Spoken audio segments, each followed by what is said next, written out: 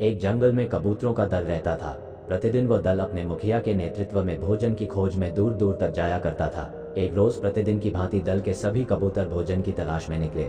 उड़ते उड़ते वे बहुत दूर निकल आने पर भी उस दिन उन्हें भोजन नसीब नहीं हुआ। सभी थककर चूर हो चुके थे और भूख से उनका हाल मुहाल था। ऐसे में उनके मुखिया ने कुछ युवा कबूतरों को कुछ दूर आगे जाकर भोजन तलाशने को कहा। तब तक दल के अन्य सदस्य एक पेड़ पर आराम करने लगे।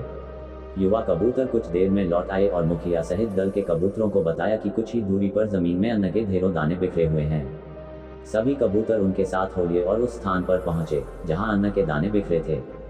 जमीन पर बिखरे अन्न के दानों को देखकर कबूतरों की भूख जाग गई और वे दाना चुगने लगे। लेकिन वे इस बात से अनभिज्ञ थे कि बहेलिये ने वहां जाल बिछाया हुआ था। वे बहेलिये के जाल में फंस गए। स्वयं को जाल में फंसा पाकर कबूतर भयभीत हो गए। उन्हें अपने प्राणों की चिंता सताने लगी। तब उनके नेता ने उन्हें ढांढस बंधाया और धैर्य से काम लेने को कहा। उसने समझाया कि इस समय हमें एकजुट होकर इस संकट से निकलने का प्रयास करना चाहिए।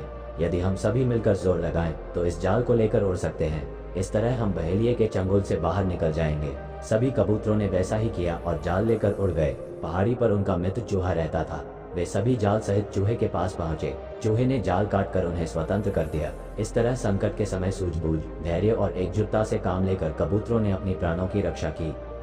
इस कहानी से सीख मिलती है कि विपरीत परिस्थितियों में हिम्मत न हारें, सूझबूझ और धैर्य के साथ एकजुट होकर प्रयास करें। एकता की शक्ति से हर संकट से छुटकारा पाया जा सकता है।